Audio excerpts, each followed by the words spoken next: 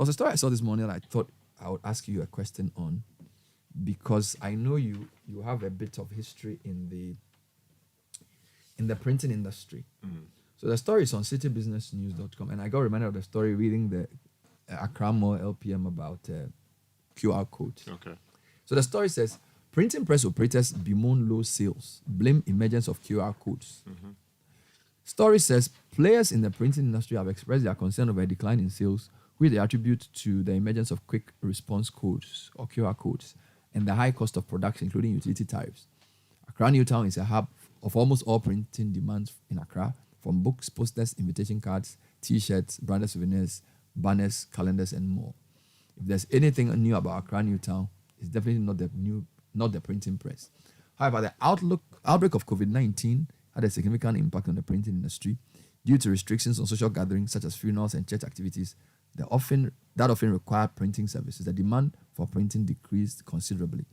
As a result, the business of printing houses experienced a slowdown. A recent visit by Citi Business News to the printing hub revealed that most of the printing press outlets have resumed their operations, although not without challenges. For Dela, who is a senior executive at one of the popular printing outlets in Accra New Town, the unstable forex rates and high cost of utility could be factors that decline. The high cost of utility are factors for the decline in sales. Our consumables are very expensive. The paper and the ink very expensive due to unstable forex. Then also the high cost of electricity is another factor. COVID has made people change. People have resorted to QR codes. They print about 50 books and then they paste QR codes as advantage points for the event. This has reduced the volumes of printing demands, which in the long run affect our printing or profit margin. The situation is no different at another outlet where Maxwell works. Business has been slow due to the high taste for technology, and secondly, due to the forex rates, which have been unstable for some time now. Elias Tano, an experienced printer with decades of work, urgently appealed to the government to support to revitalize the struggling industry. For the past few years, the printing business has gone down, cost of production has really gone up. If government can help us by taking a look at the duties of the importation of the production materials, including paper, it will help us. The truth is that some people have started to print in bulk from China as their prices appear to be relatively stable.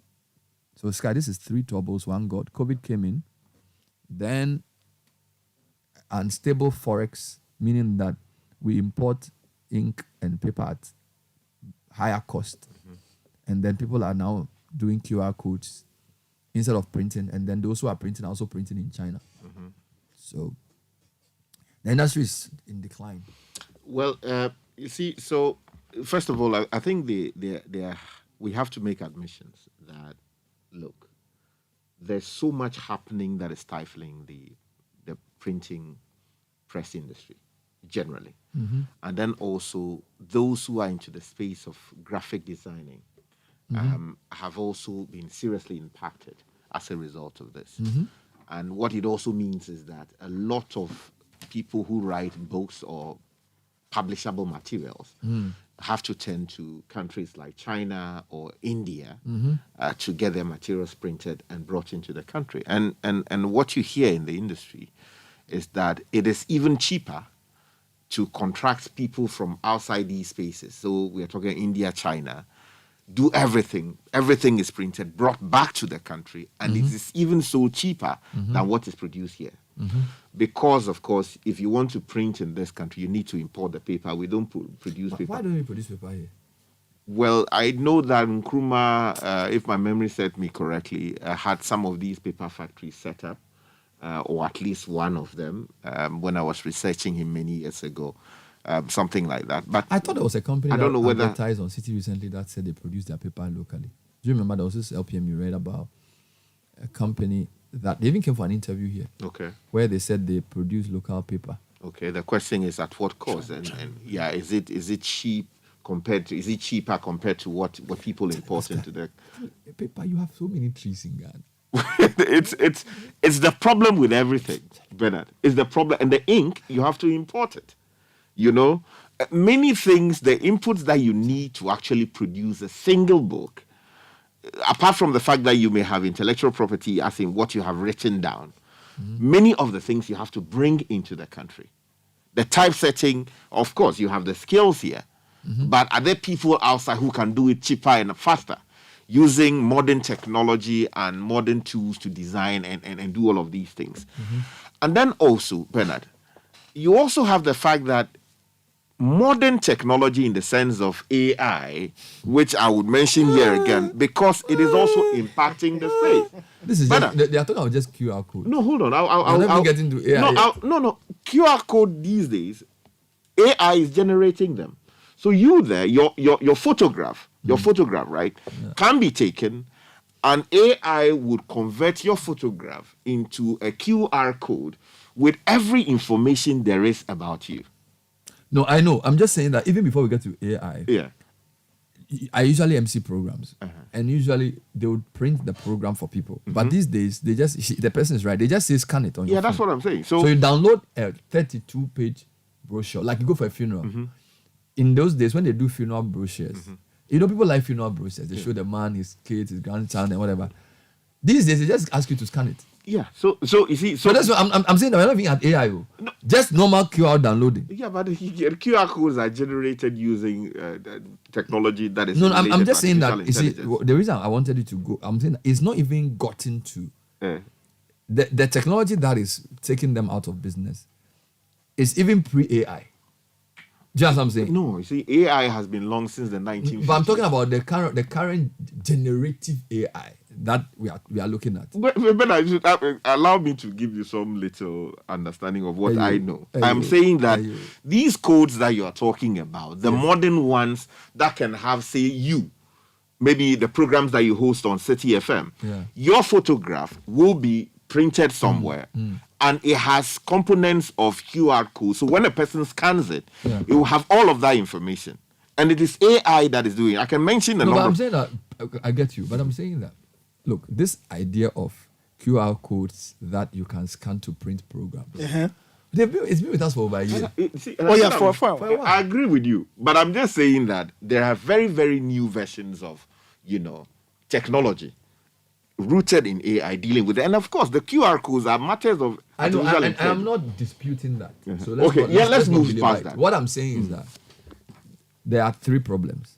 The first problem is that our people are not printing as much. Because taxes are too high on these materials. People who print have found an alternative to print in the sense that the mobile device offers you the same. So, for example, as I said, if you go for a funeral, so when we went for the Rawlings funeral or Misata funeral, you usually would want the brochure.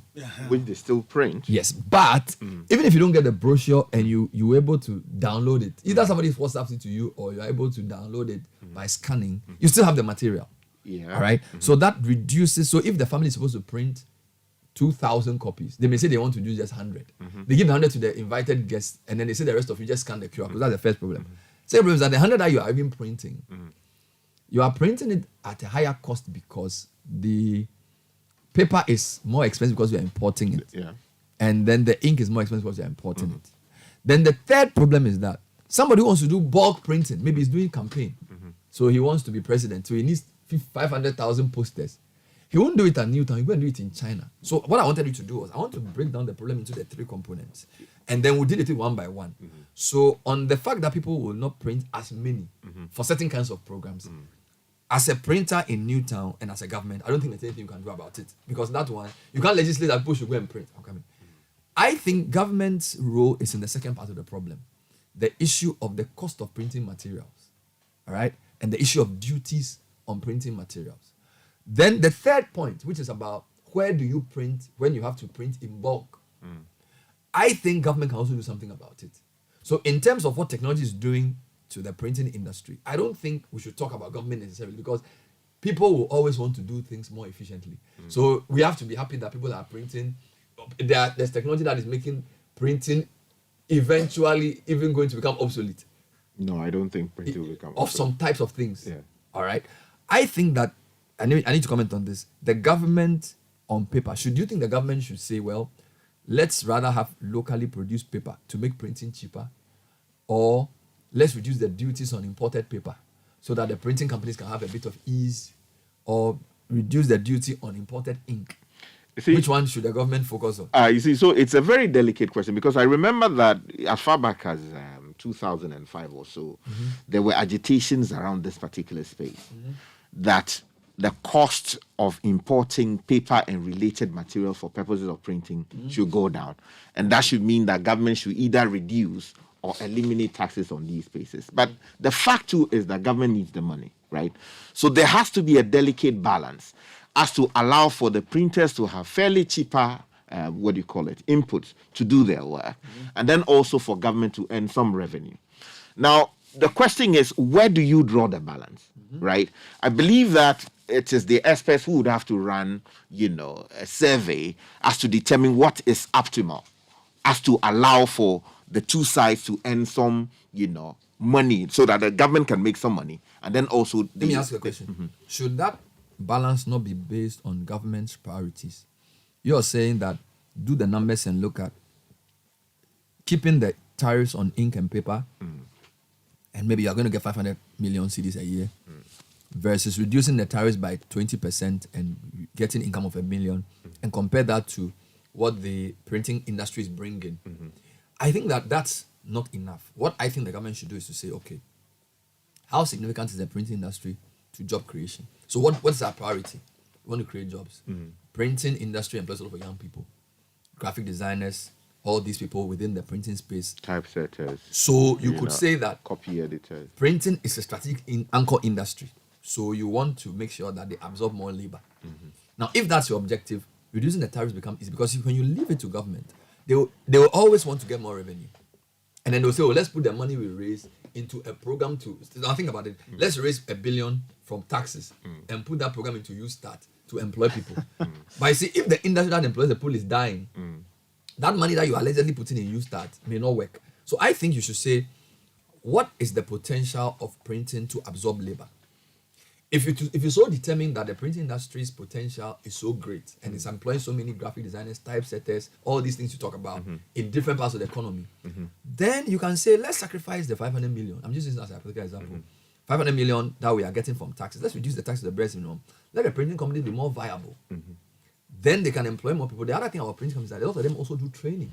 So if you do visual arts and you are in the graphic design space, that industry really is going to help you. Let me give you a classic example why, what you're saying may seem the logical thing to do, but would have a problem. Look, recently I needed to do some logo for something that I'm working on for a client. And contracting the local people to do it. It's not like I cannot sit down and design it because I have a big background in graphic design. Yeah, but I needed, somebody to do it. So I invited people publicly to help. Of course, the quality of things that I was getting from Ghana wasn't the best. I mean, people were just doing their own thing, and the design it was just horrible. It's part of the printing space. So I decided that okay, why not look elsewhere? Of course, the cost of the prices they were mentioning, people were quoting in excess of 5,000 Ghana cedis, 10,000 Ghana cedis just to design a logo. You understand? Then and that's also not nice. Exactly. Horrible. I will show you some of them. 2x4 designs. So I remember that. If you still look, I'm sure you will come across people here who can actually give you what you No, want. I'm not saying. I'm saying that there may be people like that, but those that I've dealt with, Okay, no problem. the You quality continue. was not on point, and the quotes they were giving me did not make sense. So I got in touch with a guy I went to Buckingham with, an Indian guy. Ubasogu. Charlie Brutal. So he said, oh yes, this thing they could do it. How much could they do it for? Oh, then he sent me their rate card. Bernard, the most they charged for the quality of work that they returned to me was around $50. Are you serious? I'm serious. He's based in India. He's based in India. Economies of scale. And Bernard, I was going to come to that. So this guy got in touch with him, gave him the concept, description of what exactly, the client wants. So he should get back to me. Within a few hours. Oh, hours? Oh, this guy got back to me. Compelling image of what exactly that $50. For $50. What I wanted. Of course, I could not pay him directly from Ghana because we don't have PayPal and all of that. So I had to get in touch with a friend in the UK who had, yes. So the point I'm making is that there's a quality issue there. There's a quality issue, there's an attitudinal issue, and then also what is the appetite of the Ghanaian designer? and then the people who are producing here. So while it must be easy to say, oh, let government scrap entirely taxes on A, B, C, That may D, not be the best way that to may go. not be the best way to So address let's the problem. let's park that thought. I will come back to you. Very, very interesting case study of Richard Sky, where a design job found its way to his friend in India because either for the quality of work or the speed of execution, the Ghanaians could not compete. And as a country, what do we do about this? I'm still using the Newtown story as a case study, and I'll come to your views on this. What's the best way to help our printing industry? Do we say we're in campaign season, so let's come up with a law that all campaign paraphernalia should be printed in Ghana, because the election budget is big. From now till December 2024, billions of cedis will go into campaign material printing, T-shirts, posters, billboards, and banners. Now, do we allow all that money to go to China and India because they are the most efficient at doing it? Or do we say, let's use the election to give a big push to the Newtown industry? I'm going to come to that subject. Let's get some comments on the printing industry this morning.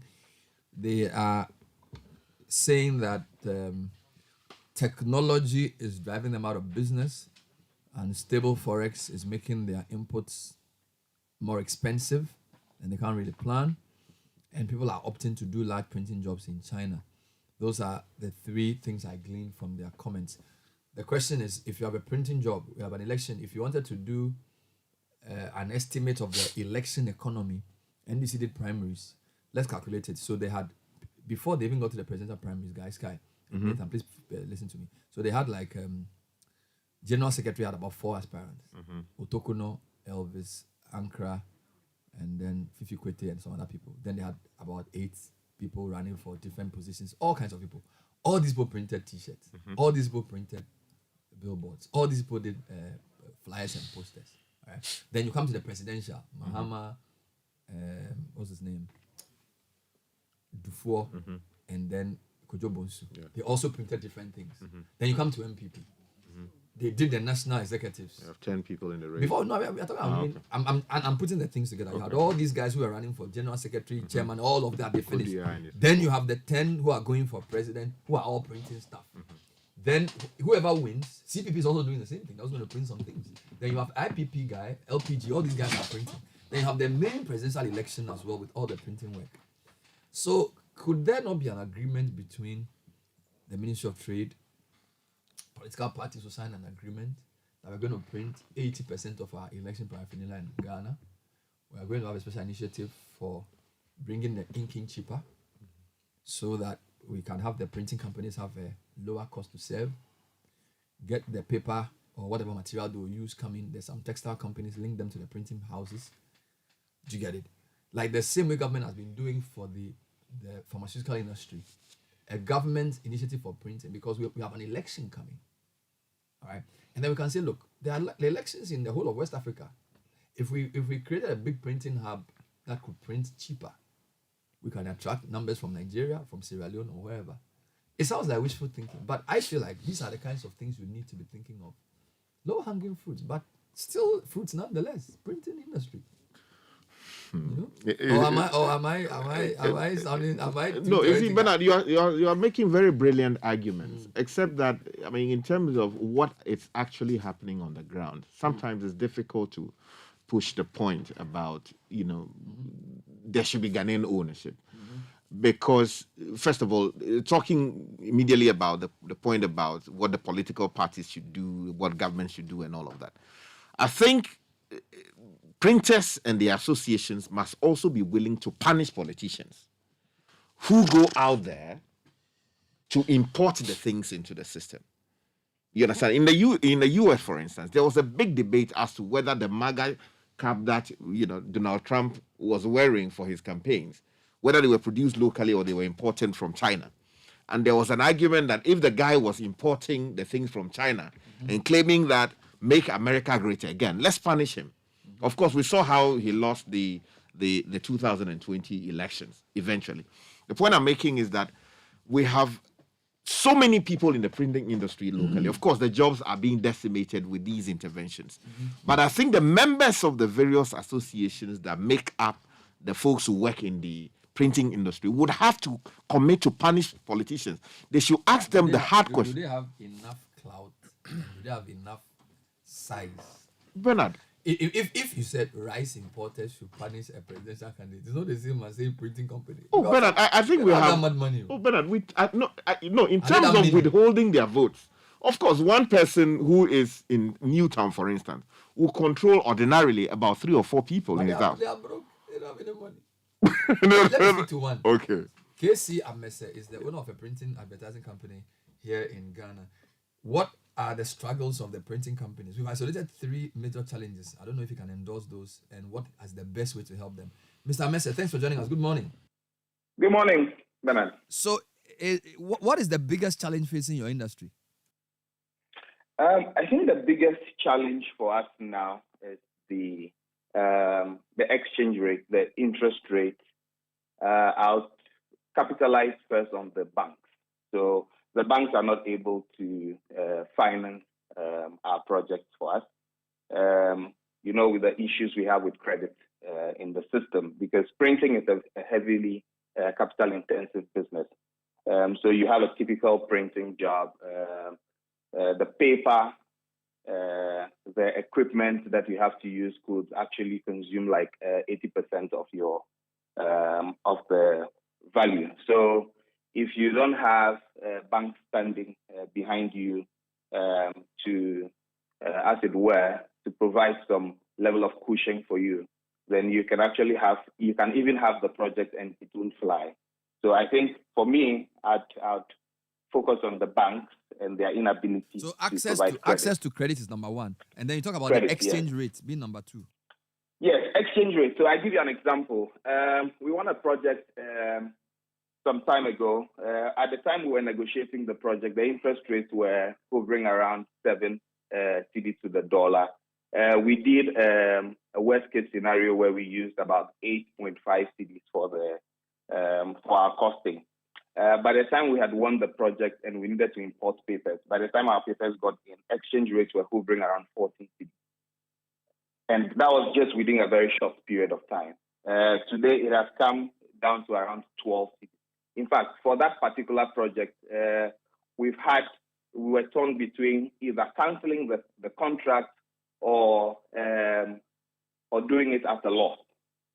So you can imagine the dilemma we're caught in. And so this the exchange rate, the dollar, what do you use it to buy? Is it the paper or the ink, or what aspects of your work requires imports? The paper primarily, because it's the most. It consumes a significant portion of your cost. So the paper primarily. So where do you import the paper from? China, mostly. China. So aren't there Ghanaian companies that produce paper? The paper comes in grades, and so it's per the client's specification. So we have.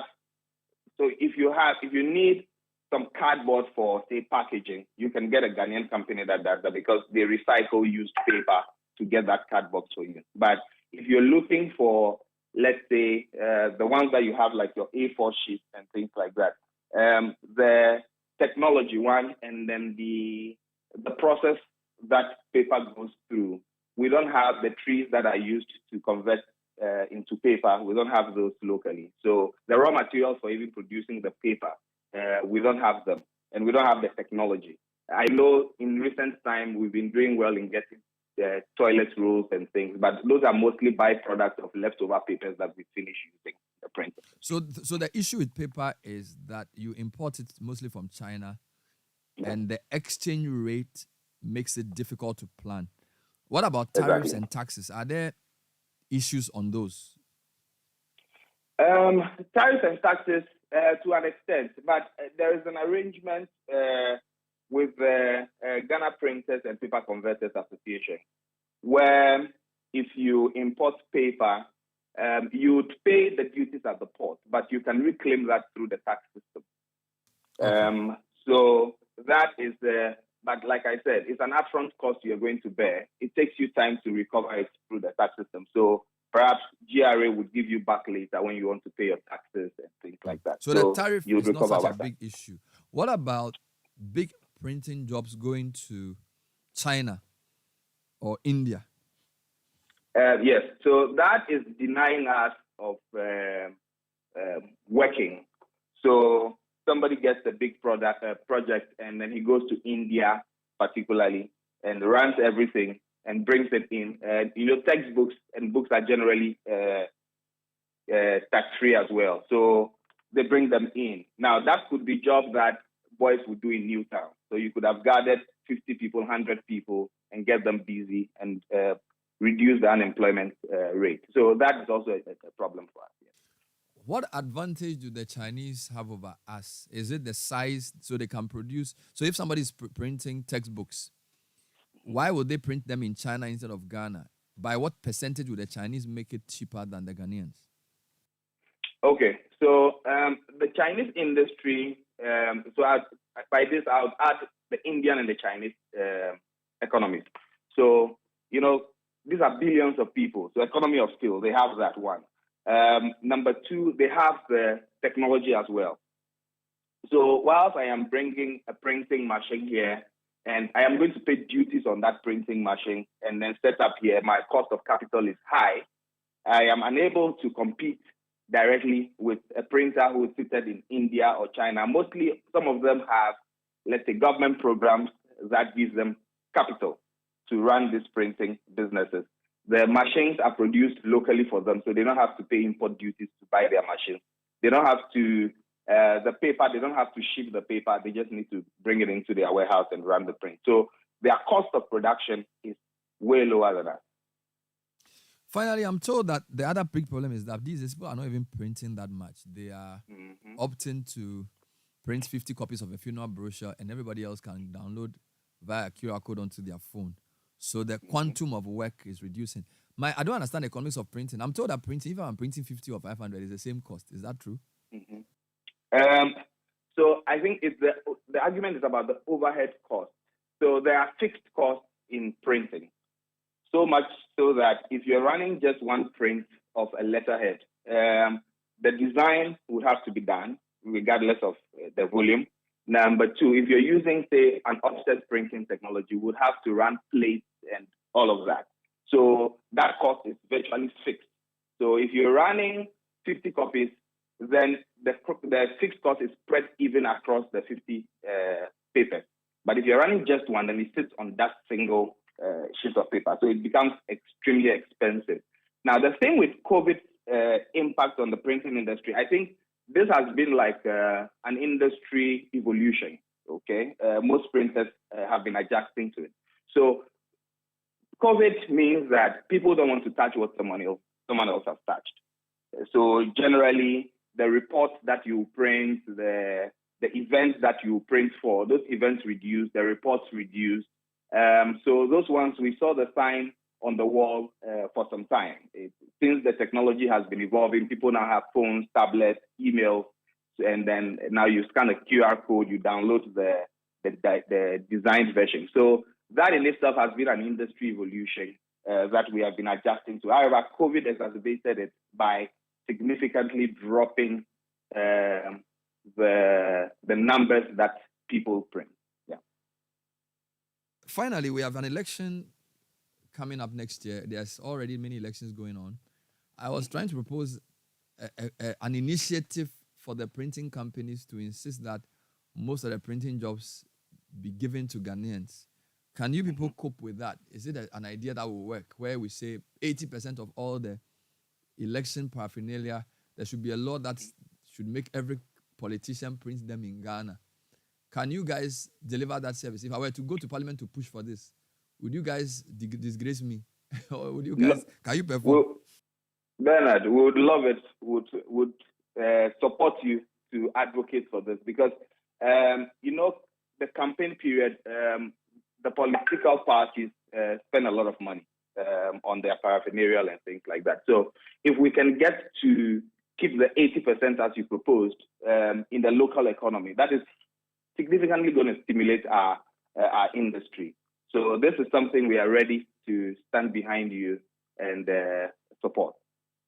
All right, thank you, sir. That was KC Amese, owner of a printing advertising company. Nathan, read a few comments. Let's react before we get to the next issue. This one says, talking about printing, we own a company and we print newspapers for kids, primary and JHS. We were printing 10,000 copies for between 4 and 5,000, and we sold at one Citi 50 pesos to a child. Just in the space of 2 months, the cost of printing shot up to between 11 and 12,000. Bernard, as we speak, we have not folded up though, but we are hoping for the best, except that we've not printed in about a year. Oh, so what have you been That's Selom Gabion from Soto. You've not been printing for almost a year. Slow. This one says political parties should be made to use biodegradable posters. Yes. The parties post their posters all over the place, and when voting is done, they don't care. Paper is biodegradable. Yeah. Plastics are not. Yeah. This one says, this government policies over the years have done more harm than good. The much touted business-friendly government is now a business-collapsing government. Okay. Jones Adoboinla. This one says, we printed all our Messiah oratorio concert items from Lema Press. Okay. The best in the industry. It's the best right in here the industry Accra. right here in Accra. You should mention your name, though. The best thing add your name. Mesa Oratorio. Yes. Sounds like some music, something. Yep. This one says, Italian something. Ellie Plim, who's the Indus Procom Kandishi, says, I believe the government is neck deep in this printing issue. Why should the print houses be paying huge taxes and the government cannot even print textbooks for schools here in Ghana?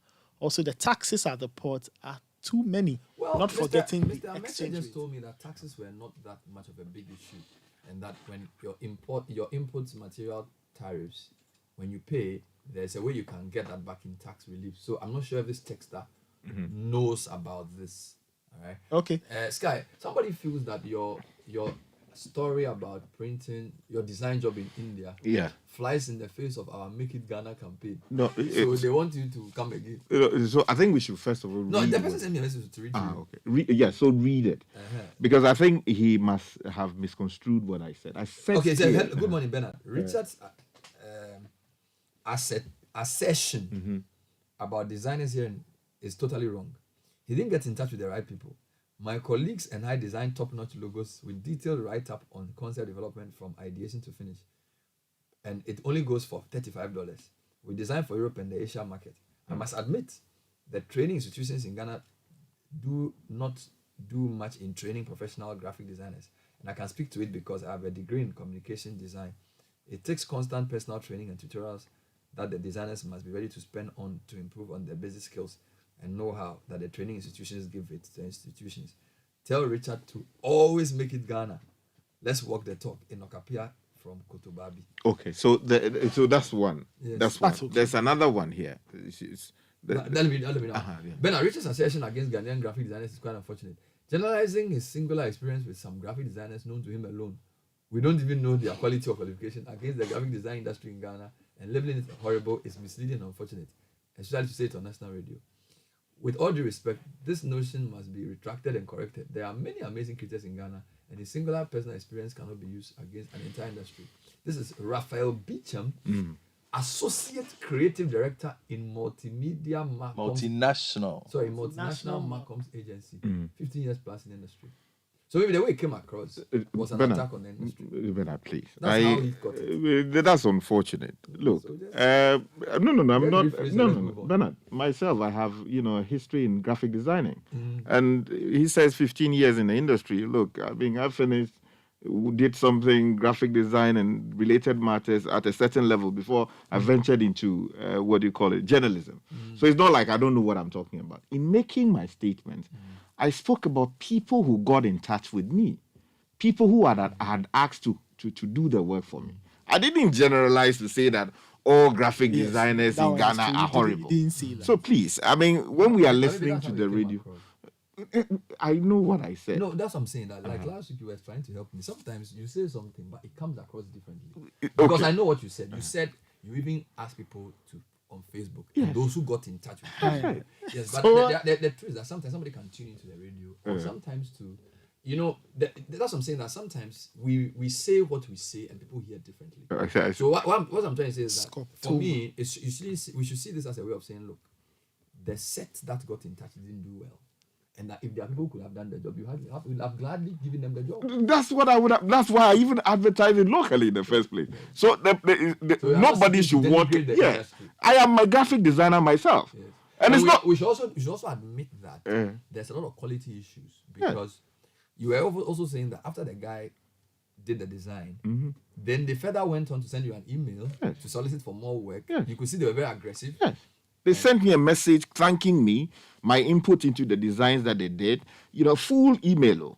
And then also made recommendations about who I could get in touch with to do. Yeah, but this guy, I agree with you, but if you push this too strong, then we suffer when we criticize our own government, because the government went to do furniture from China and we took the government on. Yeah. As we speak, there are many printing jobs. Government textbooks are not printed here. And the printing industry had to take its own government on as to why such a major revenue earning business was farmed out to foreigners. I'm coming. So I'm saying that, yes, on a personal level, you solicited, you didn't get the right quality, and then you moved and got a foreigner to do it. That's good for you. Now, if I'm the chairman of a parliamentary procurement institute, if no law compels me to procure locally, I can make the same argument to make. You can say, well, we called all the Ghana furniture companies to give us quotes for the parliament furniture. What the Chinese gave us was 10 times more efficient. And in the interest of saving the public purse, we went to China to do this or that or the other. So I'm saying that all of us have to, and I think that the issue of making it Ghana is very important. So there's a balance. And as you said, we have to balance between the objective of revenue creation and other stimulating things. So in the same way that you will get the best person to do it for you because all the designs together were not good enough, if the government pushes that argument as well, we will not progress. You see, Bernard, the government doesn't have the luxury to make that statement because, look, I am a lawyer, right? Yeah. And I'm acting for and on behalf of a client. Yes. And there are deadlines to it. My interest, the law obliges me to protect the interests of the client at all material times. Yes. The client has a deadline to meet. Yes. I have invited people locally. I gave them the right of first refusal. Yes. People couldn't meet the requirements in my respectful view. Yeah. So I decided to contract someone else to do it. The government is not in that position. The government can say that there is limited national resources. The public purse has given me, say, 200,000 to print 5 million textbooks. When we ask people who can print, the best quote we got from a Ghanaian was to print 180,000 at that amount. When we opened it up, the Indians were going to give us 3 times what the Ghanaians were going to give. And the government will say that my client is the Ghanaian taxpayer. Yeah, but I'm coming on. So what I'm saying, I'm not saying you are wrong. I am saying that argument can be stretched. And they can say that in the interest of protecting the public purse, we will offer the Indian because at the end of the day, it's quality we want. No, you see, it is not all about just quality. It's also about technology transfer. It's all about employing people. It's also about the cascading effect it has on the economy generally. When you pay one printer, you are paying about 10 different people in their homes. So the government doesn't have the luxury. Which is why I am saying that we need a law. You see, because I don't disagree with that. If we don't bring a policy out of which you derive a law, which will then say, in Ghana, our printing or procurement policy focuses on job creation, technology transfer, and all of this. As we speak, every policy in Ghana is based on revenue generation, revenue maximization. It can't be right. So revenue maximization alone, the government will get away with it. So you need to tidy up the policy and say, let's have a local content policy. Let's link it to procurement policy. I agree with that. Job creation. And then you can say, out of that, if I'm the head of Parliament Procurement Office and I'm procuring furniture, I will say there are 3 things I have to meet. But when I look at all the policies put together, even though the Ghanaian may not be able to do it at the level the Chinese will do it, I am protected by policy and law in opting for the Ghanaian.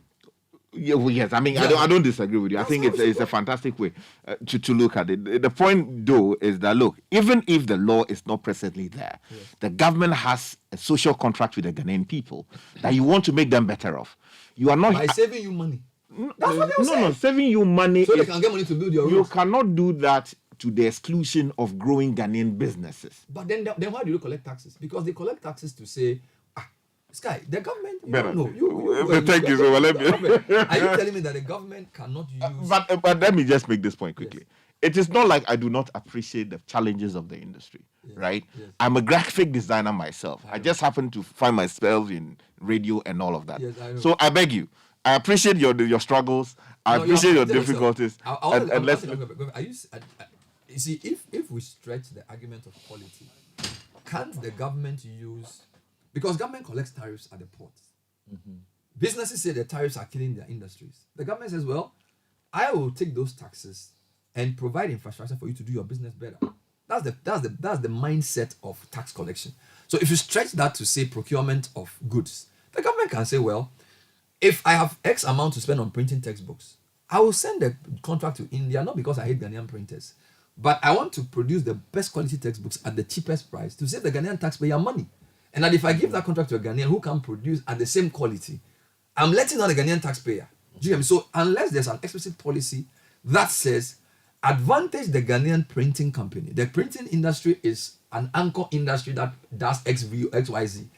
Every politician can work their way around this and give the job to a Chinese. And so I feel like his argument for his own client, that's fine. But the government can also say the taxpayer is my client. And I'm not going to produce furniture in Ghana just because it will be Ghanaian. Because it will not be competitive and it will get spoiled after 3 years. He can make that argument. So if we don't, fine, we have to improve the local production. But the government is under no obligation to procure locally if there is no stronger, compelling reason. That I agree with, and we, however, must also understand that a lot of the industries we have here are not strong and have never been strong. You recently made mention of the pharmaceutical sector. How did they improve? How did they get strong? Support. Okay. Advantage. Yes. I know a lot of people who were in public. My one of my cousins, I can't even mention his name. He's very happy for me to mention his name. Kofi Saforo. He was in printing for a very long time. Basically built up his entire career on the back of his printing business. He's closed shop. Akot. Yes, he's closed shop. Where is he gone? He's into farming now. Oh! Yes. He's closed the printing business. Yes, he's gone into horticulture. Because business, he just could not compete. This is somebody who had been doing printing for 20 years. 2 decades? Yes, and not on a small scale. Okay, so I can understand the push by the government at then to say, in meeting with the Ghanaian publishers and saying, we will give you this. But your concerns also come in because we saw the delays. Yeah. We saw the delays. And so it becomes a matter of, do we have priority levels for some of the things? Because educational material is very important. Here we have a situation where educational material has delayed for 5 or 6 years because capacity is an issue, payment is an issue, whatever is an issue. So textbooks are always late.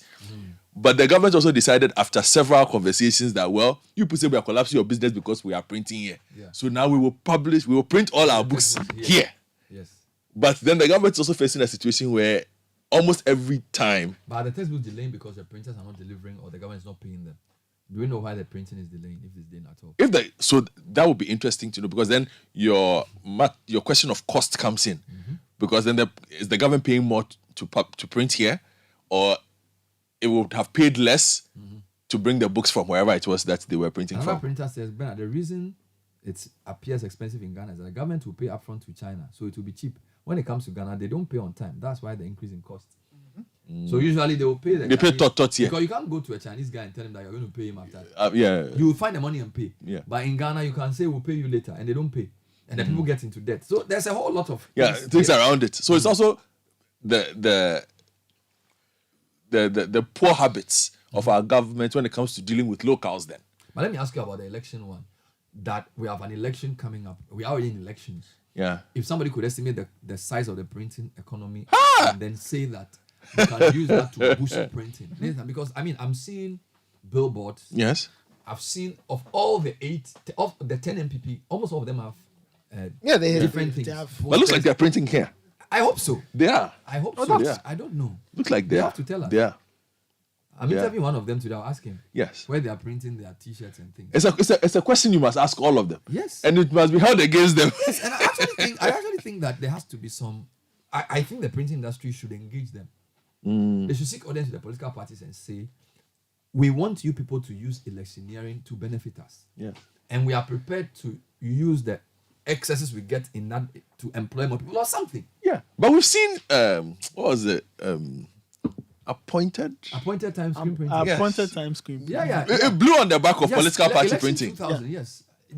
But you know it was a just one company. I did That not know. was his first- I did not that know. was actually his Yes, first yes, business. yes. I did not know. And I heard him somewhere talk about how in the year 2000 they did a lot of printing of stuff. That's Yes. what gave them their breakthrough. Yes. So it's possible. But if you look It's at the doable. sheer, the thing about elections is this: can the printing here meet the The demand. But that's where they. So- but that's how you boost the capacity. Yeah, you see, because, so because, maybe- because maybe- if hold on, if the publishers have perhaps measured the size as you've been asking of the election economy, Election economy. I would invest, and they have guarantees from the political parties. They can then go and invest in, say, X number of machines because you know that you are going to Yeah, get 2 million shirt orders from here.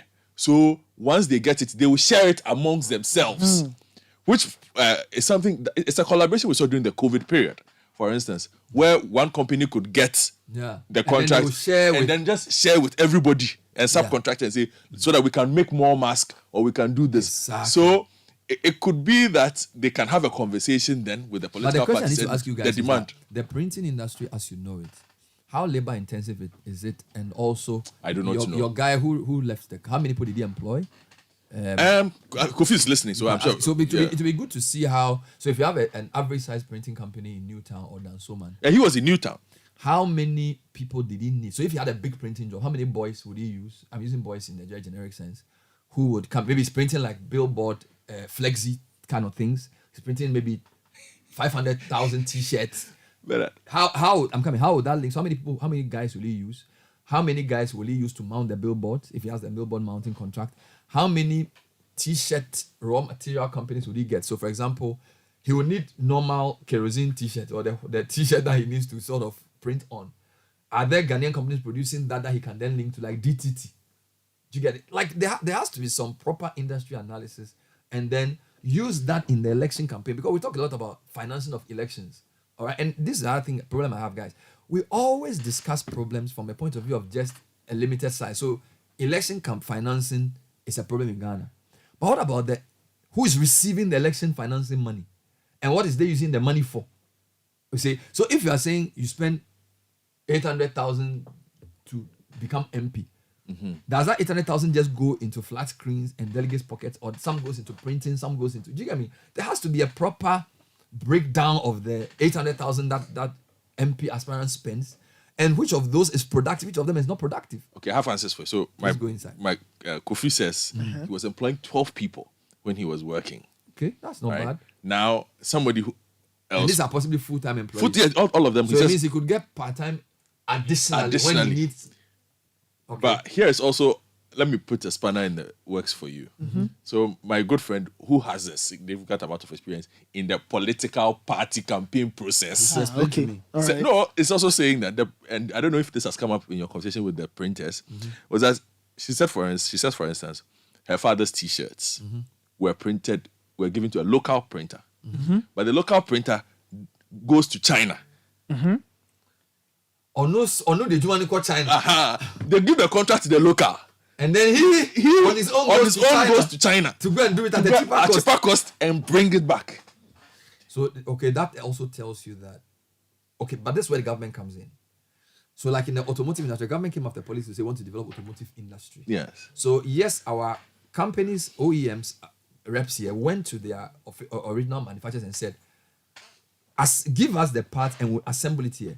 Come and train our guys to assemble it here, and we can assemble it here at a cheaper way than you assemble it there. Yeah. And there'll be no tariff. Yes. So you could say, okay, this guy who gets the contract, if he's a bit ambitious, you say, okay, if I get a big enough contract, I'll bring the machine here, give me the ink at a tariff-free rate, bring in the paper and the raw t-shirts at a tariff-free rate, then I can print cheaper and employ more people. Do you get it? So my point is that your guy who gave the contract to the Ghanaian guy The Ghanaian guy needs to be a bit more ambitious, and there has to be a policy direction for him not to just carry the thing to China. Because if he can go to China, then why won't the party just go to China?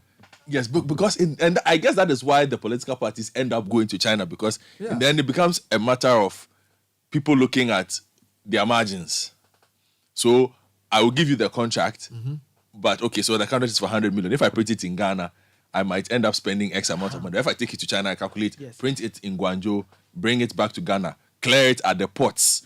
And all of it may not cost me as much as it costs in Ghana. Bernard, or the other angle is that for all you know, there could be Chinese and Indian entities who have set up here. That's actually another issue. And I'm told when they come here, they usually do the first one for you for free or something, and then they will rope you in. And then what they have is muscle, in terms of money and equipment. Somebody also told me something like the Chinese guys or Indian guys come to Ghana, and then maybe Godfrey is a printer, so they will say, Godfrey, get a big contract, and I will help you print it. All right. So Godfrey's get a contract to print 50,000 posters. He sends it to the Chinese guy called Nathan, who does the printing for him here in Ghana. The next time, because Nathan printed for Godfrey, Nathan goes directly to the guy who wanted to print the thing, and then he undercuts Godfrey. So Godfrey doesn't have a business anymore. So that's the other issue. Let's read some quick comments, Nathan, on this matter. Okay, all right. This one says, I'm a graphic designer. I face some of these challenges with the cost of printing. I design product packaging for clients, and a branded pouch in Ghana will cost me 1 Cedi 50 pesos, while the same branded pouch will cost me 63 pesos on Alibaba. So how does he resolve his problem? He takes the contract and sends it to Alibaba. Okay, here's another one. All right, this one says, Richard did not contact the right people. On the tax issue, there's the issue of the lack of financing. A big press like Buck Press will have the money to import their own paper for the jobs they get. Most of the other press houses just buy paper from paper shops to produce at premium price. They cannot go back to GRA to claim back the tax for the importation. That is why the paper cost will not come down. Again, it presents the same unfair trading between the large press and the smaller ones that form the majority. Says, I've done graphic design and printing for 23 years, from newspaper to advertising. That's Anthony Eshonru. Very interesting. From Barry. So why can't the small guy go to the back press to print for him, and then they share the money? Right? So if you, the small guy, get a business, I don't know. It's something we should discuss. So like, instead of going to China, you can go to back press, and back press also knows that because they get some tax rebate, they can give you a cheaper deal if you're a bulk printer. I don't know. Nathan, let's go on. All right, this one says, I print with GPAC, a subsidiary of Graphic. These guys are solid. You can sleep and trust them to deliver. Okay? Tina from Pokwasi Center. But what... but GPAC is here. GPAC is big. Yeah. So it will be interesting to know the volumes that they can deal with whilst delivering the same consistency. Yes. See, because there was a time, I'll tell you this, there was a time I was executing a project for a bank, a client, and we were supposed to do some printing on some bags. Bernard, we were printing, I think we were doing 500 bags. 500 bags? Yes, 500 bags.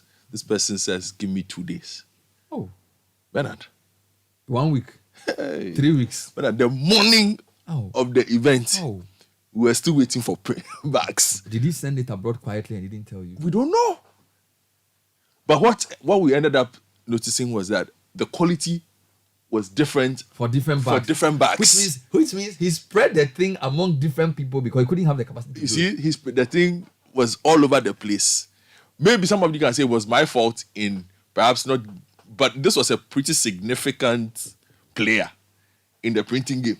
I really wish I could speak to a t-shirt printing company. Yeah, t-shirts for so that Caleb, please come.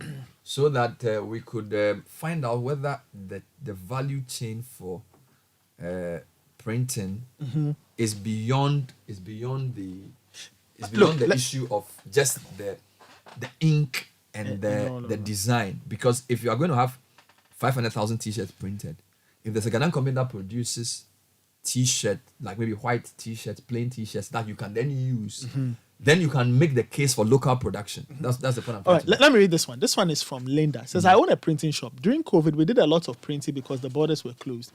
To be honest, we can meet the demand and we share the jobs amongst ourselves. We did a lot during COVID. Okay. So that's Linda. She says they are Ghanaian companies sewing T-shirts, and she says she does T-shirt printing, embroidery, and DTF. Okay. I don't know what DTF is. Yes. I'm sure those who know. Her company is Target Solutions on Let's the get more Spintex. comments on this. All right. This one says, Sky, next time contact established institutions and people in Ghana directly, like you did with the Indian guy, instead of just posting on Facebook and comparing those who reach out to you with the more established Indian you contacted yourself. Okay. Yeah. So Adam Nkaso is asking, what happened to Super Paper product company? Right. as they say, they do a lot of tea-roll and things. You see, but I'll take you back to that message. You see, on Sky, Bernard. If you, for those on the production side, Yeah. they sometimes also need to understand the angst of the consumer. Okay. Because sometimes they actually think we are being unfair, and legitimately so. But they should also know that there are legitimate concerns about a couple of things. So, again, I'll take you to a client of mine. I ordered an animation. Okay, an animation for something. Now, we did the order here with 3 agencies. We went through all kinds of things. Then my supervisor says, okay, the client is complaining. One, feedback is slow. They do not look like they're flexible enough to meet some of the changes that are coming, you know. And you know clients, they change their mind when they wake up. Yes. Yeah. Yes. So he says, okay, let's do this in India. Bernard, within 2 days, the first animation was in. 2 days. 2 days. We do a video call. Make your suggestions on the client talks. Okay, I don't like it. Okay. And this client's talking directly to the Indian and you are supervising. Yes. So The he guy says, says, okay, I'll bring you a new one. This was something that was supposed to be played on television. Was a minute animation. Yeah. Then it goes back. How long did it come back to you? But within a week, it was done. It was back with the thing. Within a week, everything was done. And these are Indians speaking. Well, no, I mean the English is fine. Okay. So and what the reason why the client was impressed was it did not cost the client that much. that much. One, but there was the personal availability of the creator. So there was the main creator was there. You could talk to directly, and was available when the client wanted him to be available. Was it a one-man business? No, it's not. So it means they had a lot of people. Looks like. So they have scale. Looks like. They are big. No, but I'm not talking small agency here either. It's not, when you say that, Bernard, you let also the production side walk away easy with crime because we assume they are all small. There are major agencies based in this country who do a lot of work and they know across the world. Standard Oh yes, They are. In fact, some of them have regional offices here. So when you are dealing with them, it's not like you are dealing with some 2x4. All right, it's a agency. minute past 9. We're still on Citi Breakfast Show. This morning, I've evolved a bit. I started off by talking about the main challenge. So in my perception, the main challenge to the printing companies was technology, taxes, and then foreign competition. When I interviewed one of them, he says it's actually access to credit, volatile exchange rate, and then foreign printers. We are hearing also that a lot of the local printers are not happy with the comments Guy made about his experience with a local printer. Now, the next level of the discussion is whether somebody can help me estimate the size of the political printing economy, which is seasonal, and come up with an initiative to ensure that the government and political parties and all of us use the political season to develop our printing industry. That's the question I'm trying to ask, and I need help here. So, raw material, we are talking paper, we are talking ink. Raw material, we are talking T-shirts. So, in the value chain for printing, do we have enough Ghanaian companies so that if the political parties were to say 80% of our printing jobs will be done in Ghana, will they be able to meet the demand and the quality? Let's speak to the CEO of one of the companies in the business. He's called James. I don't know whether it's Tuade or Tunde, but I'm sure he can mention his own name. So. yeah. And I just want to. He's the CEO of Kinet Creations. So James, thanks you. Are you a printer, or you are a Graphic supplier design. of raw material or graphic designer? Which of the three are you? Okay, so Bernard, good morning, and good morning to your listeners. My name is James Tuade, like you said. I'm the CEO of Kinet Creations. I am into printing, basically. I don't supply, but I do printing. Is it T-shirts, billboards, posters? I What do you do? offset printing, and then I do digital printing, which includes the T-shirt as well. What's the difference between offset and digital printing? Okay, so the offset printing requires a lot of machinery, which is the big ones, a lot of paper. And digital printing also has to do with digital printing from, let's say, computer to the digital machine, then it comes out directly. But the offset requires a lot of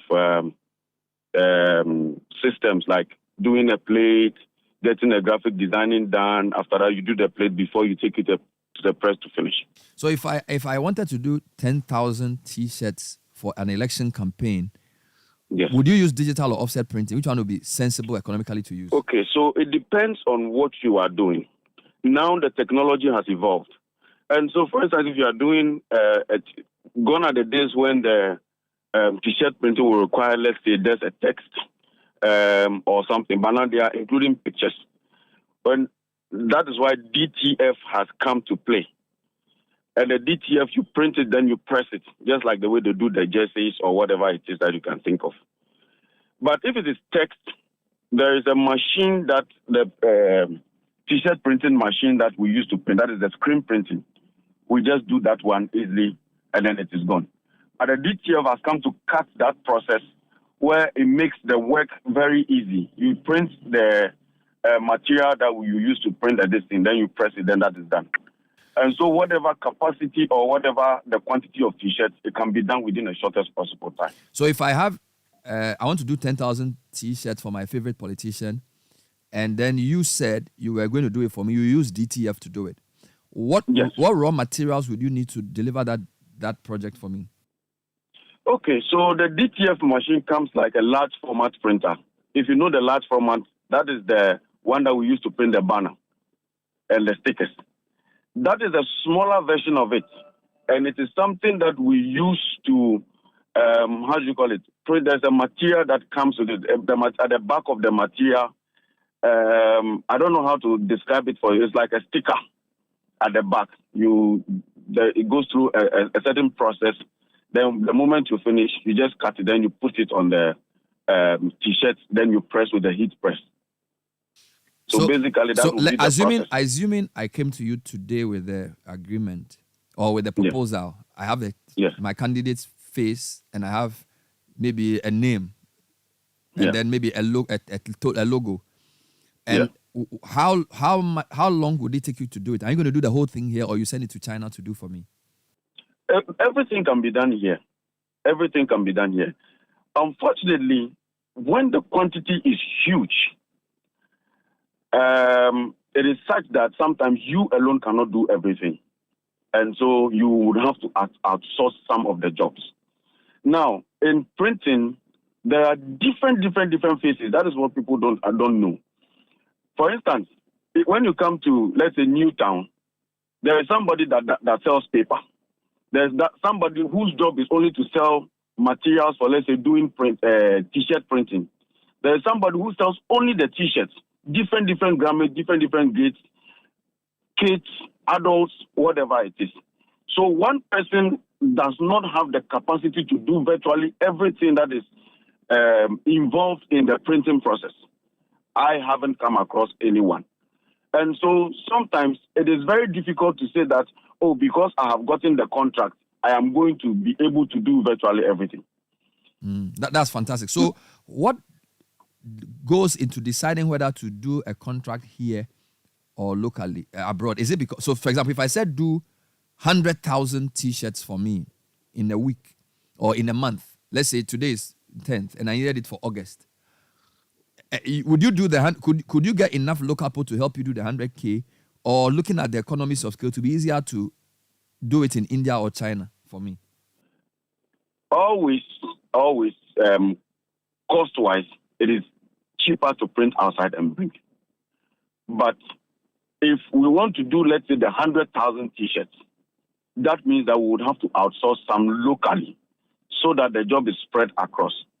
Mind you, when that happens, you have to look at the quality that the customer has requested for and make sure that those you are outsourcing the job to is also printing to the same texture, same quality that the customer has requested for.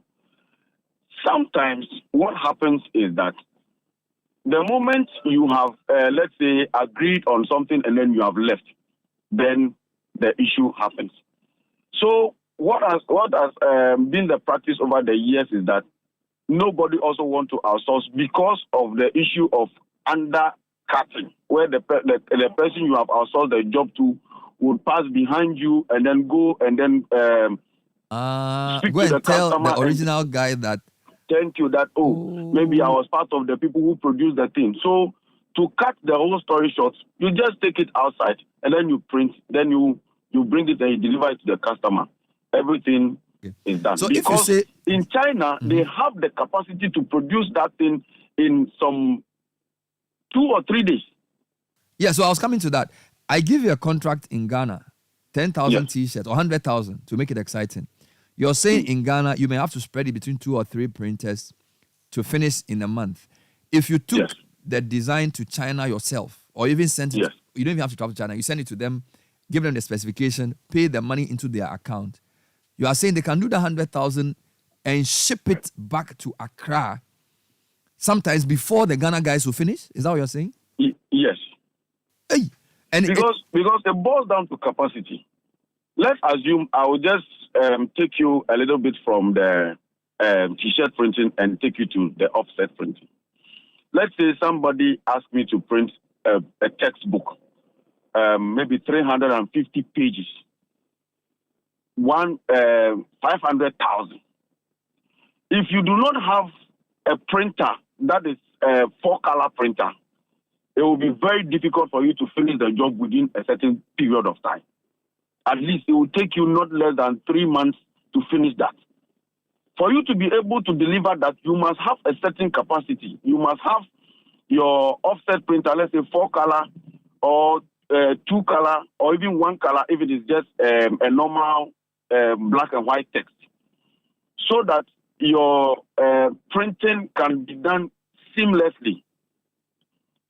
Then when you finish, that is not the only thing. You must have your own lamination machine.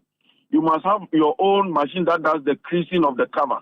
You must have your own machine to do the binding. You must have your own machine to do the cutting. You must have people who are going to do the collating and all of it. It is a lot of process.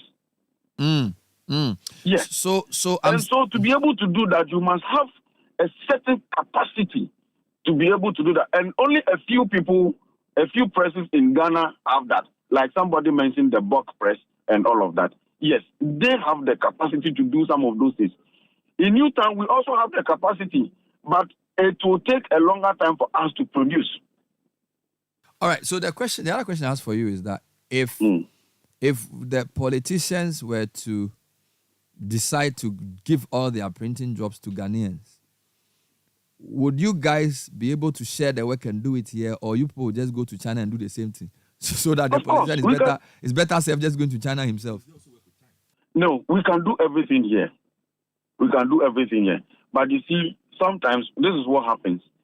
Some clients would wait, and when they are hard pressed with time, then they give you the job and then say that, we want it within a certain period of time.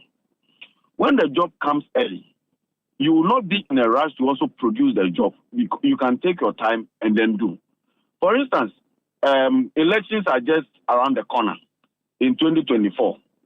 If you have, come up with your message and you know the theme or whatever you want to do, you can start printing your T-shirt now.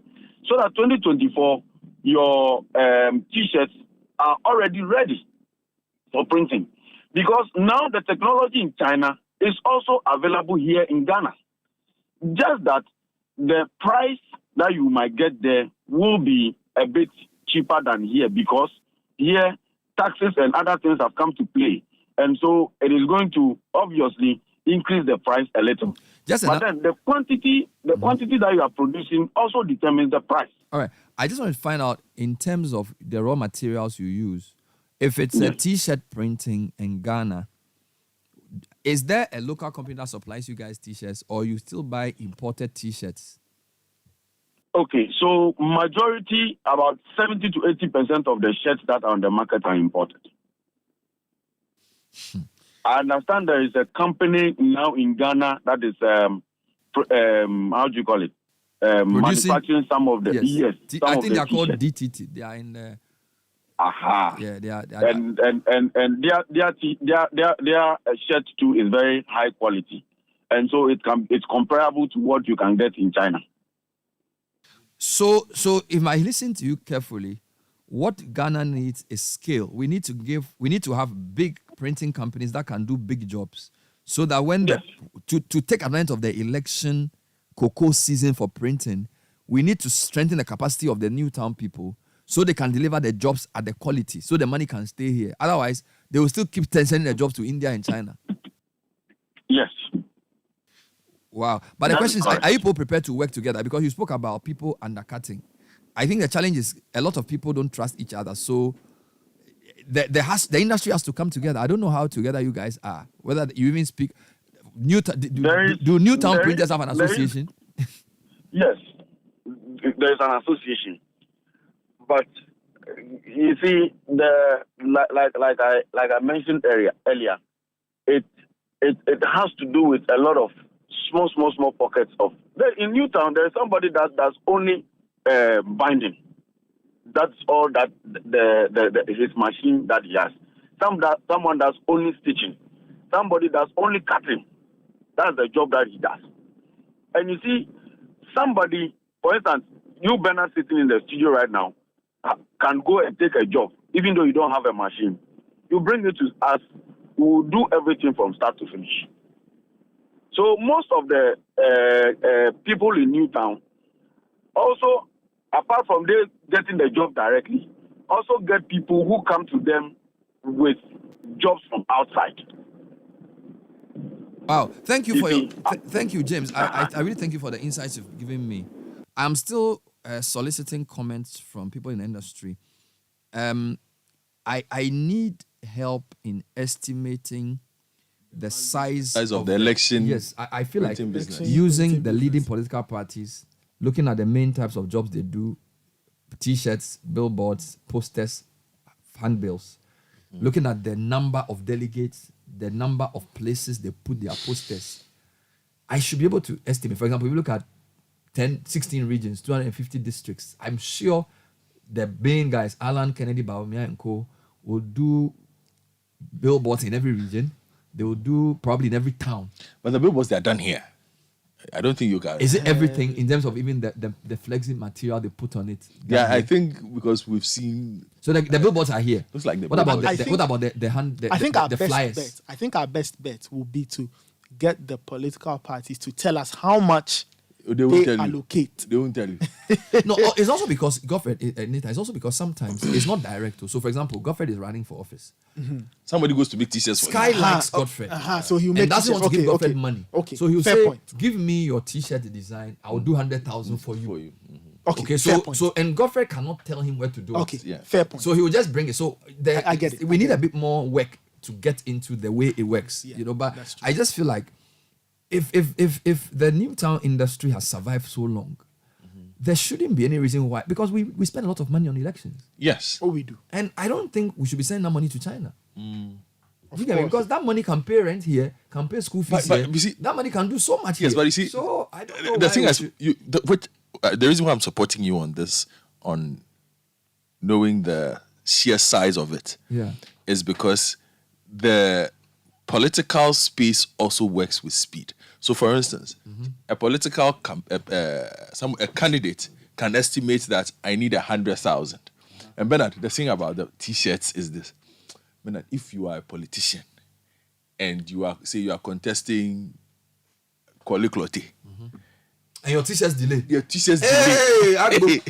If you give out the t-shirts and somebody does not get, it is more than enough. So- you can give the person 20 CDs or whatever. they didn't get their t-shirt. margin They don't of get the error- t-shirts. Their margin of error is very low. It's very, very They low. don't have time. They don't have time at all. So if the person goes and he estimates, okay, I need 20,000, and then they realize, hey, the 20,000 wasn't enough. So quickly they have to get another 20,000.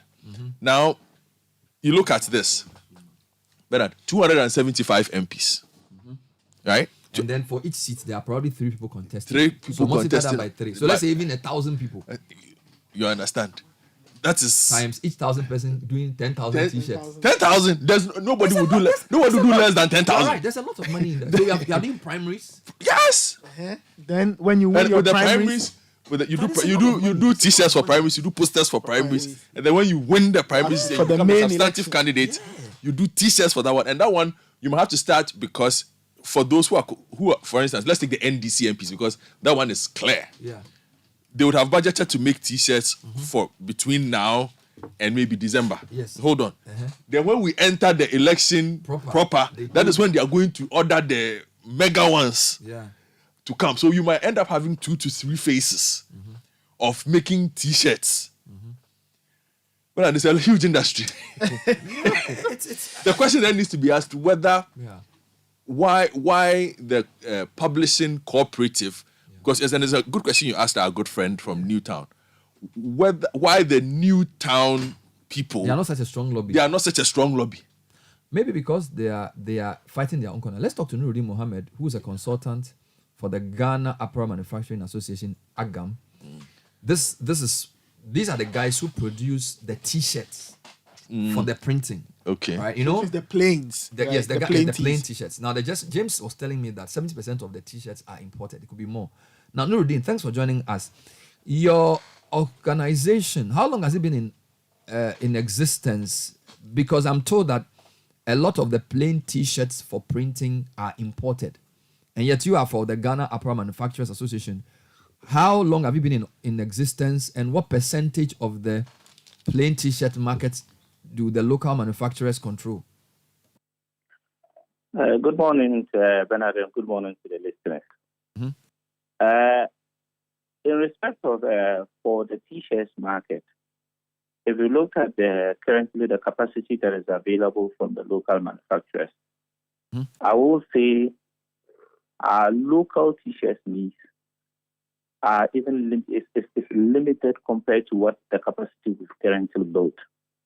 Because if we take plain t-shirts and polo shirts currently, Dignity DTRT alone has a capacity to do in excess of over 30,000 shares a day. 30,000 a day 30,000 shares a day. They have the capacity to. in Ghana here.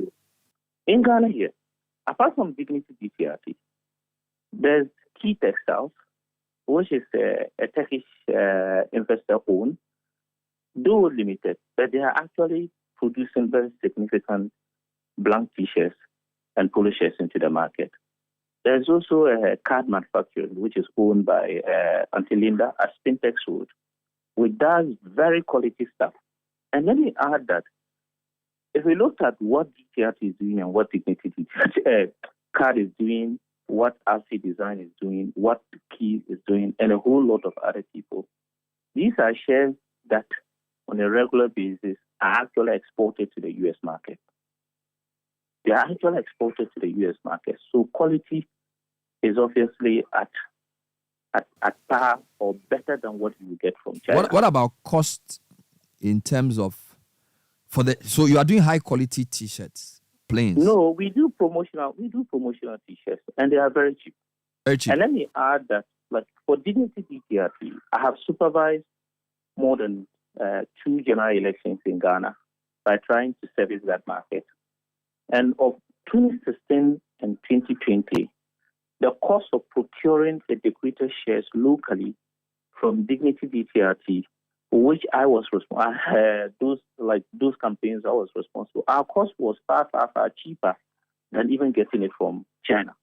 extremely cheaper. Because what happens is that the manufacturing of the fabric would constitute almost close to 50% of the cost of the T-shirt. Is actually mostly controlled by the local, like you would go and work with your fabric designers and tell your fabric designers that I want to be able to produce a shirt that I can sell for $1. Then the fabric designer will work on the fabric and come to you and say that I can get you this at this cost, because the fabric usually constitutes 50% of the cost of the T-shirt. So when you get that locked and you bring it here, the cost of labor in Ghana is far cheaper compared to China, because one person's wage in China can pay more than 4 or 5 people. So with the right investment in equipment, you get Ghanaians to produce it. Your cost ultimately is far cheaper if you're going to sell it locally. Have you seen an increase in demand for your plain T-shirt and polos as elections approach? So my question is demand for your product tied to the election cycle? If it is, by what percentage does demand increase as elections approach? So when it gets to the election cycle, demand goes up because the ability to react to what, there are suppliers in the chain who controls like advertising agencies, corporate entities, political parties. There are suppliers inside who control some of these souvenirs and promotional wares.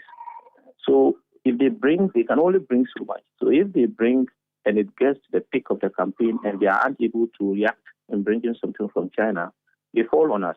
We too also make conscious efforts to get to political parties. So when it gets to the political season, the demand locally goes very high. Because some of the MPs or an individual who wants to sponsor an MP or political party and doesn't actually have the capacity to source from China, usually will fall on us. So the quantity actually goes very high, to the extent that, like, in a political cycle, you could probably you could be able to sell almost close to over 1 million pieces of a T-shirt.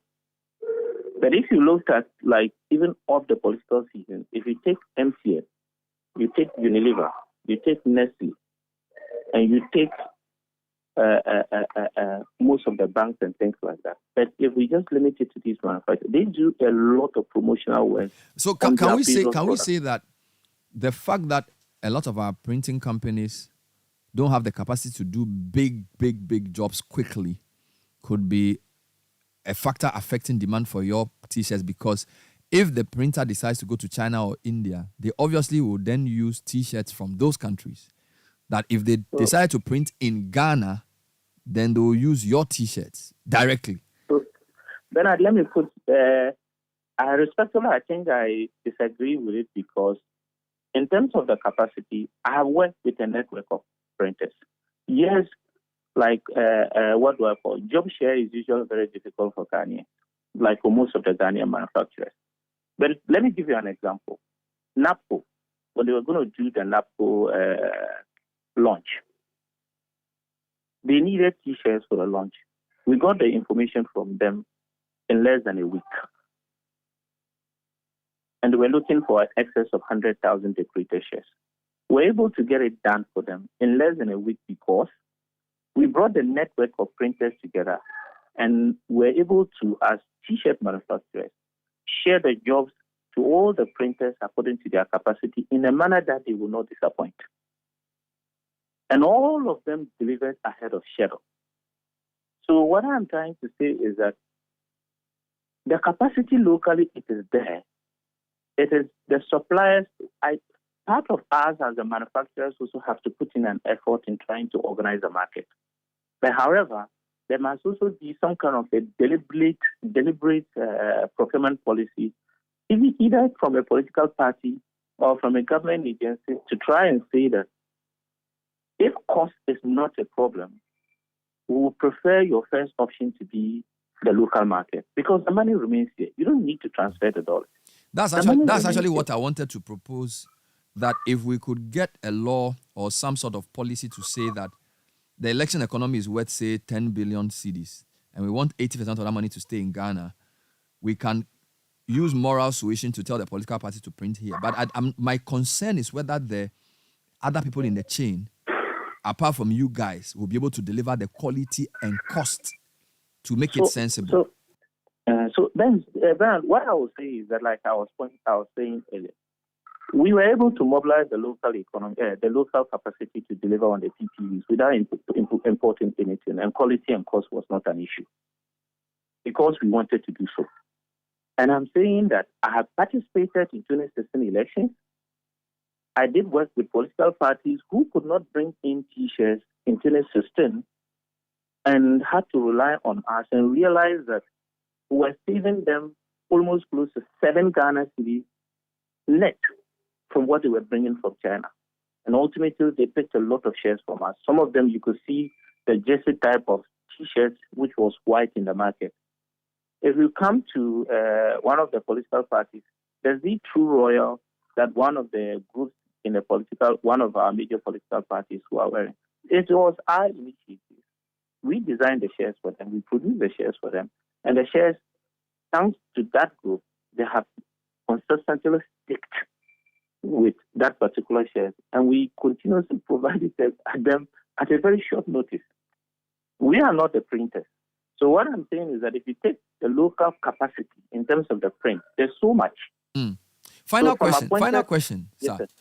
How labor intensive is the printing industry, taking into consideration the raw material, which is the T-shirts, the polo shirts, and then the printing houses themselves?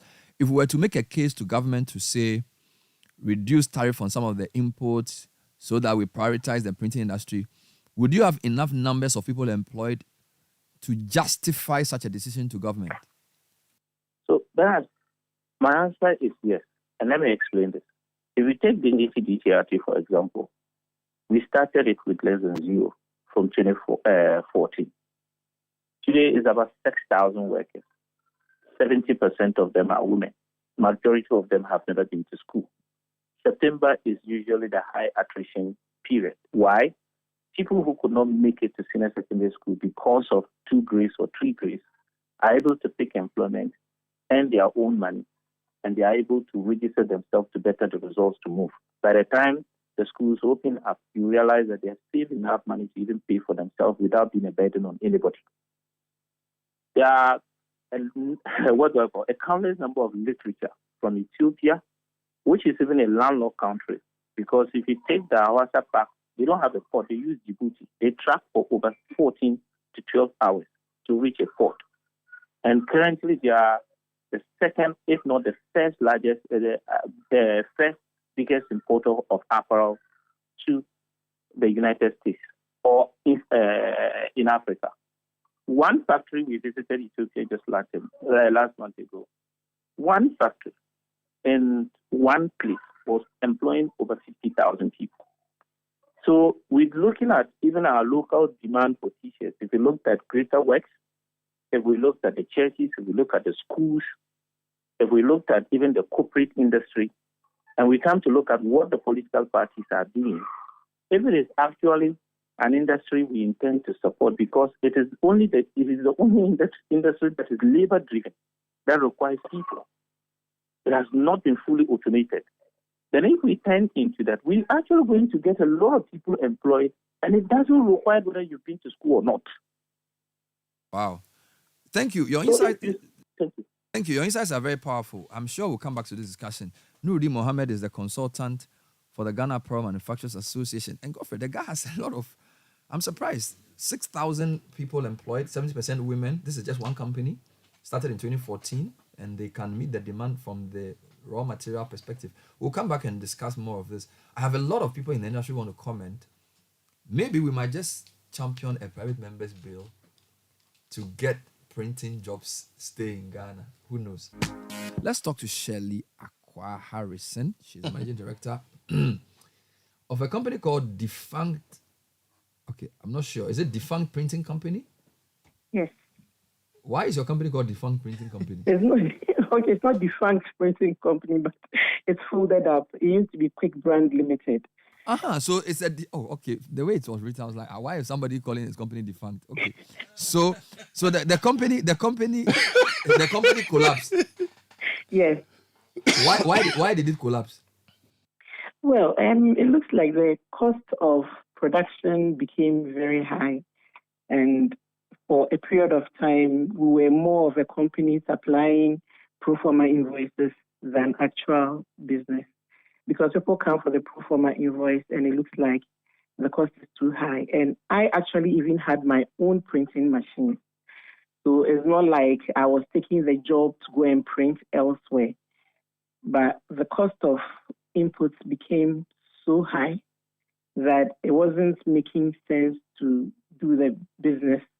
That's how we folded up. So, what are the main input costs which drove you out of business? So I was primarily into T-shirt printing. And when the dollar prices started going up, for instance, T-shirt prices moved from an average of 10 cedis to 25 cedis for one. Wow. So by the time you add other things like the cost of screen, cost of ink, electricity, etc., then you're going into the 35,000 cedis per 35 cedis per one shirt. And you ask yourself, how many can people do? And even for elections, it meant that you are going to use, let's say, the heat transfer paper, and that was even also so expensive now.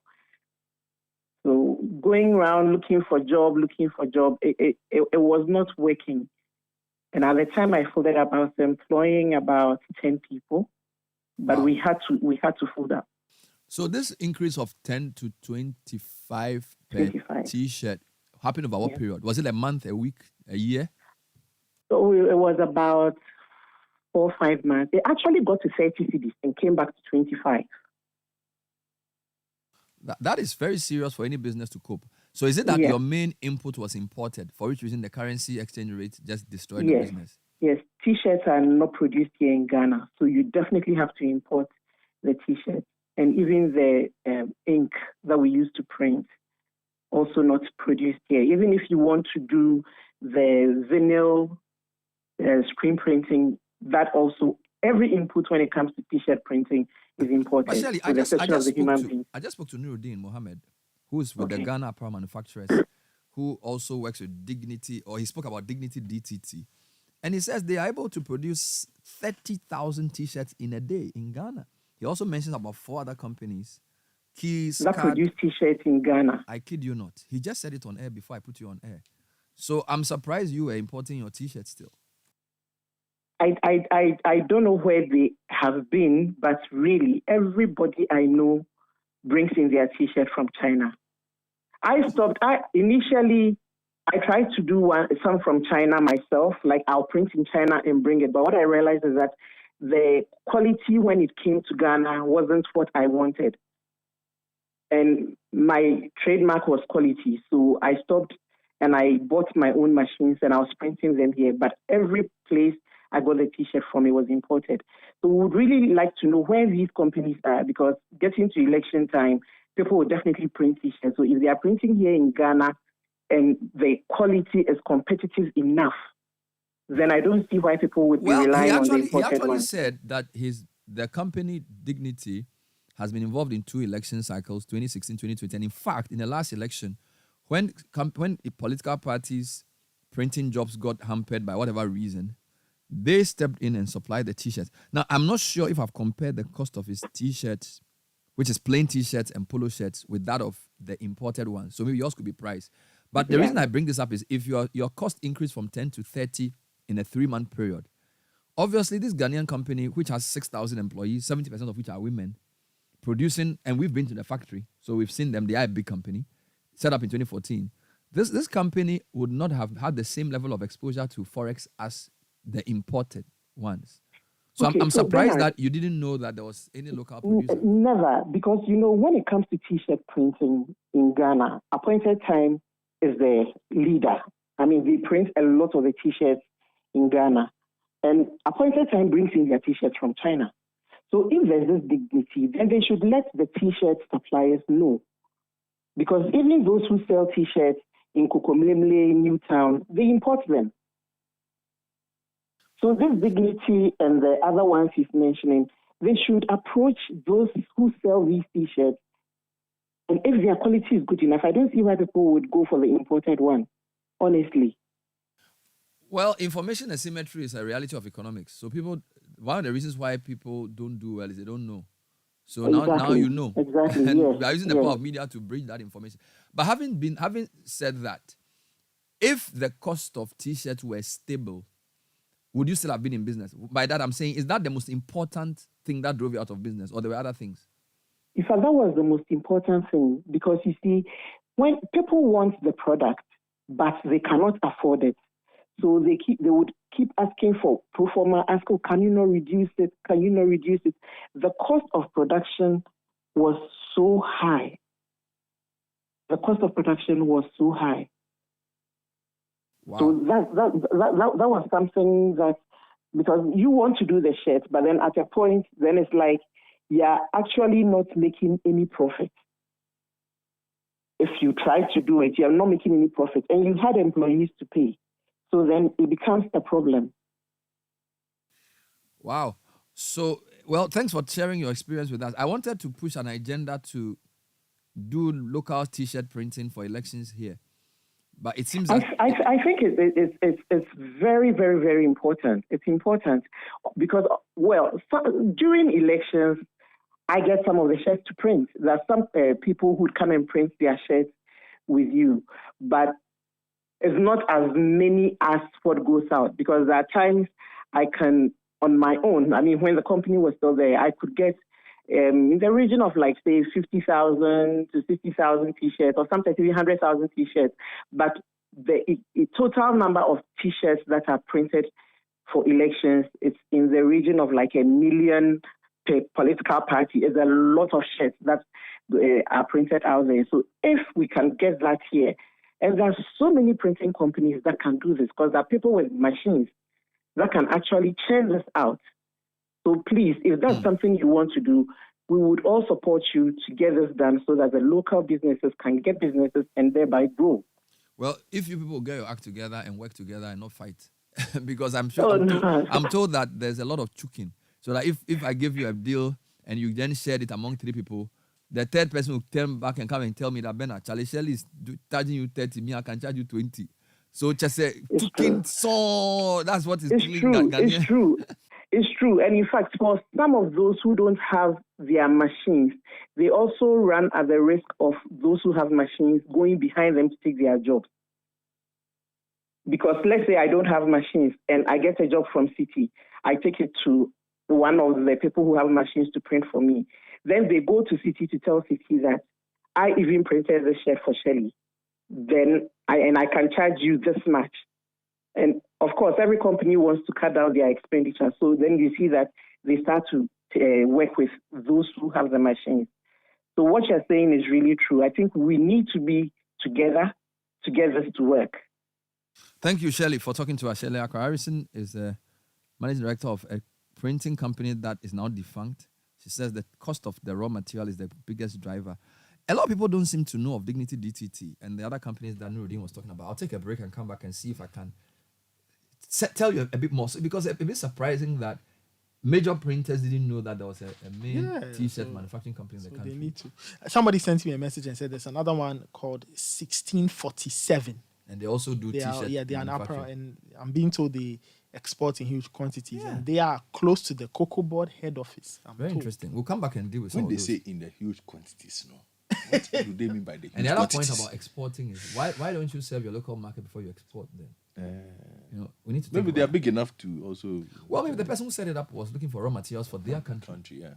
But we need to discuss this. Stay with us. We'll be right back. The Citi Breakfast Show. Rise above the noise. Here you go, dear. Mom, you didn't add milk. No need to. Taste and see why.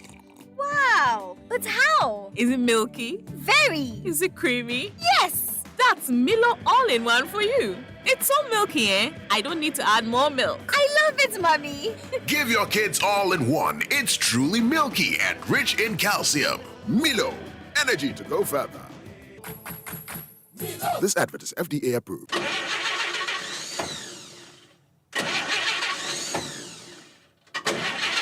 Charlie, that be the sound you hear when things make hot. I'm sure this is not battery, just cash flow. Laja no day. It is safe to say we are all facing challenging times. We are all wondering how we are going to lighten our financial burdens. Nowhere cool, but don't worry. With a little help from your trusted bank, Societe Generale Ghana, be biara be fine. Societe Generale Ghana is making all its customers happy with the Yatiso Loans promo. In fact, SG Ghana customers and even non-customers who are on the controller and accountant general payroll can enjoy access to our amazing discounted loans. Don't waste time. Get your loan today. Step into a branch or call 0302-214-314 to get the ball rolling. Terms and conditions apply. Remember, promotion ends on 7th August 2023. Societe Generale Ghana. The future is you. You worry, just be happy.